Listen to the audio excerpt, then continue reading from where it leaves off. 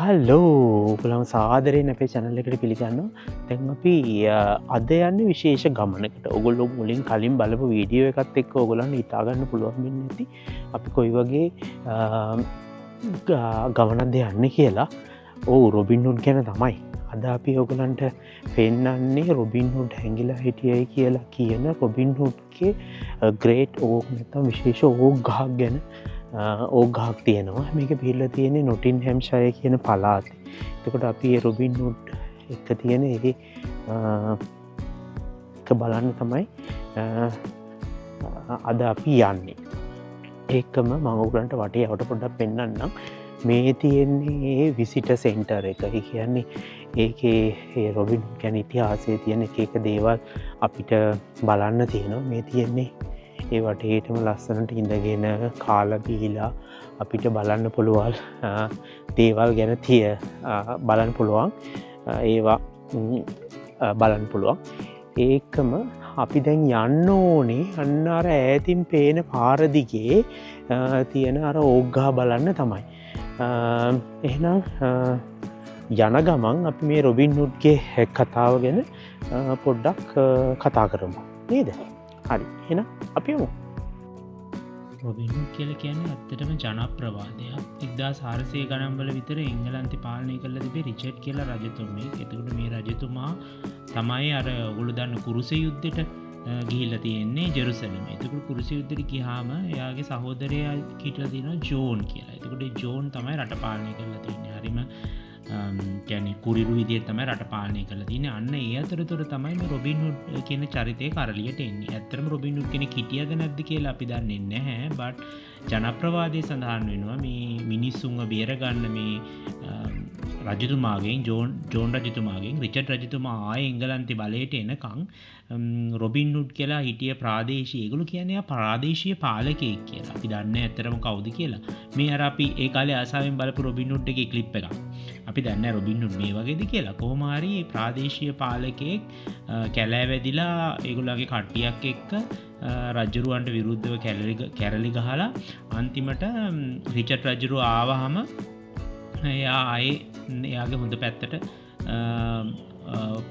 ආවා කියලා තමයි මේ ජනප්‍රවාදවල කියන්නේ. අපි ඇත්තටම දන්නේ මේක ඇත්තද බොරුද කියලා. ඔන්න ඔයගලන්ට පේනවා ඇති මෙන්න මෙතන තමයි මෙන්න පේන ගහලා තියෙනවා මේජර් ඕක් ට්‍රේල්. ඒතුළු මෙතනින් තමයි අපි මේජර් ඕක් එකට ඕක් ගහට යන්න තියෙන්නේ. අතරතුර ඔයගලන්ට පේන්නේ විවිධාකාර අමුතු ගස් තමයි තියෙන්නේ. මේ ඔක්කොම ගොඩාක් මේ ගස් ඕක් ගස් කියලා තමයි කියන්නේ. ඒකම මේක ස්වභාවික වනාන්තරයක්. මේක සීත කාලේ මේ කාලේ එතකොට මේවා ඔක්කොම කොළ හැලිලා මේවා සදාහරිත වනාන්තර නෙමෙයි. මේවා කියන්නේ සීත කාලවල කියන්නේ සීත රටවල තියෙන වනාන්තරවල. බලන්න මේ ඔක්කොම ගස්වල කොළ හැලිලා තියෙන්නේ. කොළ හැලිලා දැන් එන කාලෙදී එන සම කාලෙදී මේ කොළ ආයේ එන්න පටන් ගන්නවා. ඕගොල්ලෝ බලන්න කැමති නම් මේ කොළ එනකොටත් මේ ගහේ කතන්දරේ මේ ගස්වල වෙන්නේ මොනවද කියලා ඕගොල්ලොන්ට මේ අපිට මේකක් දාන්න කමෙන්ට් එකක් දාන්න. එතකොට මම ඒකත් ඔයගොල්ලන්ට පෙන්නන්නම්.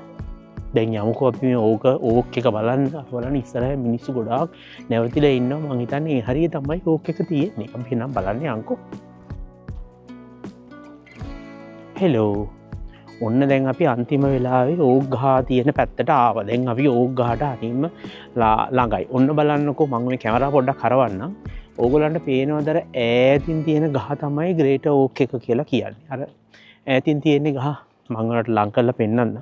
ඒක තමයි ග්‍රේට් ඕක් එක කියලා කියන්නේ. නකෝ මම ලං කර පින්තූරයක් පෙන්නන්න. මම හිතන්නේ පොඩි ළමයි ටිකකුත් ඇවිල්ලා තියෙනවා ඕක් එක බලන්න. මට ඒක පේනවා.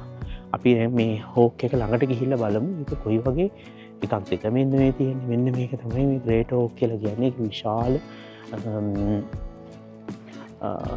ගහක් ඇත්තරම කියනවා නම් අර බලන්න. ඒකේ විශාල සයිස් එක තියෙන මෙන්න මේ ග්‍රේට් ඕක් එක තමයි ග්‍රේට් ඕක් කියලා කියන්නේ. ඒක අවුරුදු ගණනාවක් අවුරුදු 5000ක් විතර පරණයි කියලා තමයි ඒගොල්ලෝ කියන්නේ. ඒකම ඒක විශේෂිත ගහක් ඕක් ගහක් මෙන්න මෙතන පොඩි ළමයි ටිකක් ඉන්නවා අපි යාලා අයින් වෙනකන් ඉඳලා එයාලා මං හිතන්නේ මොකක් හරි ඉස්කෝලේක දෙයක් කතා කරනවා අපි ඒක අයින් වෙනකන් ඉඳලා මේ වීඩියෝ එක ඉතුරු ටික කරමු හරි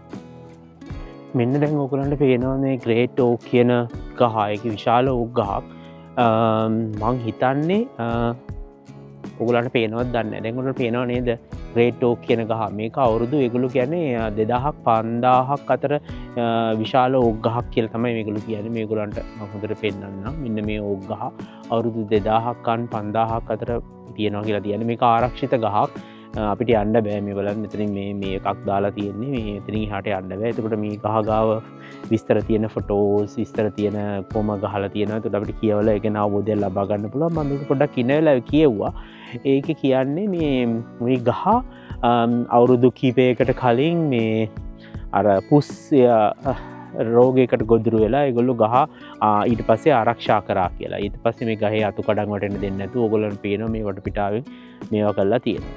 මේ ඇත්තටම මේ රොබින් හුඩ්ගේ කතාව ගැන කියනවා නම් මේ රොබින් හුඩ්ගේ කතාව දැන් මං හිතන්නේ අපි ආපහු ගියා නම් හොඳයි මේ ගහ පෙන්නලා මේ තියෙන්නේ මේ ගහ මේජර් ඕක් එක මේ මේජර් ඕක් එක ගැනත් කතන්දර ගොඩාක් ගණනාවක් තියෙනවා. ඒගොල්ලෝ කියනවා මේ රොබින් හුඩ් මේකේ හැංගිලා හිටියලු මොකද මේ රිචඩ් රජුරුවන්ගෙන් පස්සේ ආපු කුමාරයා මොකද්ද එයාගේ නම ඔන්න නැගිටින් නම් මතක් වෙන්නේ නැහැ. මේ යටින් දාන්න නම කුමාරයාගේ.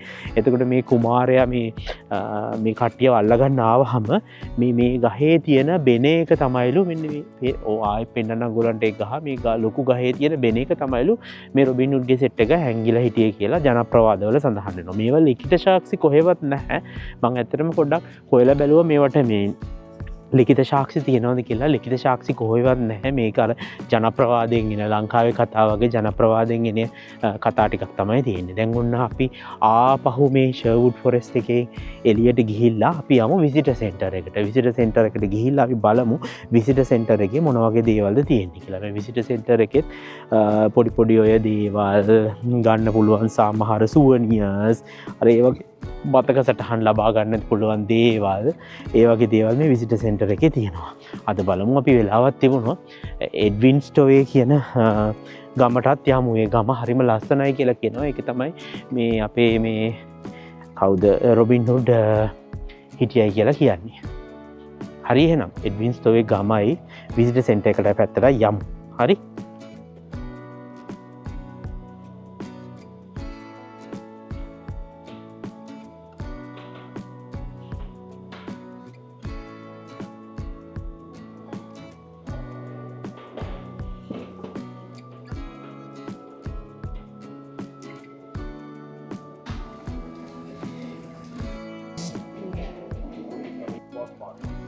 මෙන්න මෙතන හොඳට බලන්නකො.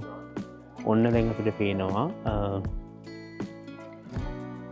රොබින් හුඩ්ගේ ස්ටැචුව එකක්. පේනවා නේද අපිට රොබින් හුඩ්ගේ ස්ටැචුව එකක් තියෙනවා. මේ වගේම ඒගොල්ලෝ කියනවා රොබින් හුඩ්ගේ ස්ටැචුව ගොඩාරියක් ඔයගොල්ලන්ට ඉන්නකම අනිත් පැත්ත හරලා පෙන්නන්න.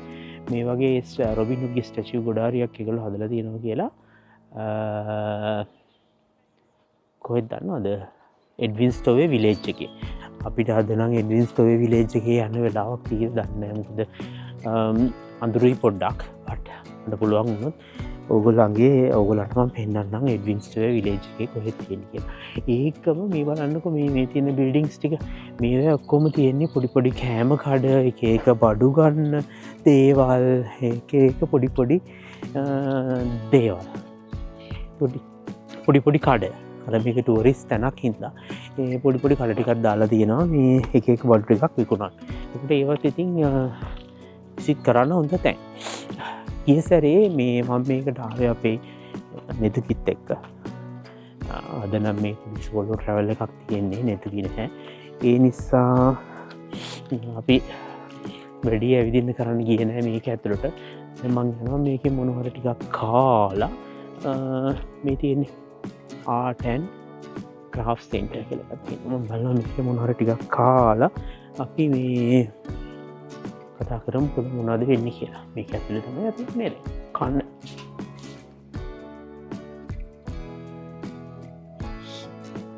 හෙලෝ ගෝමදිතින් ඔයාලට වීඩියෝ කන ගෙඩිත් කර තමයි ඉන්නේ මට ඇත්තනම් කියනවන එබින් ස්ටෝවේ පැත්තට යන්න බැරිවුණ අලුක වැස්සක් ආවයි හිද අපි එබින් ස්ටෝවේ එකට ආපහු යන එක නැවැත්තුවා අපි වෙන්දවසක එඩ්බින්ස්ටවේ පැත්තට යමු මේ බලන්නකො දැන් මේ වීඩියෝ එඩිට් කරන ගමන් ඉන්නේ එකොට මංගෝගලන්ට දවසක එඩ්බින්ස්ටෝවි පැත්තට ගිහිල්ලා ඒක තියෙන රොබින්ස් ෆුඩ්ගේ ස්ටැචස් ටිකත් පෙන්න්නම් එහෙනම් මේ වගේ තවත් වෙනස් වීඩියෝ එකකින් අපි ළඟදීම හමුවමු වෙනත්ම මාතෘකාව එහෙනම් සුබ ගමන්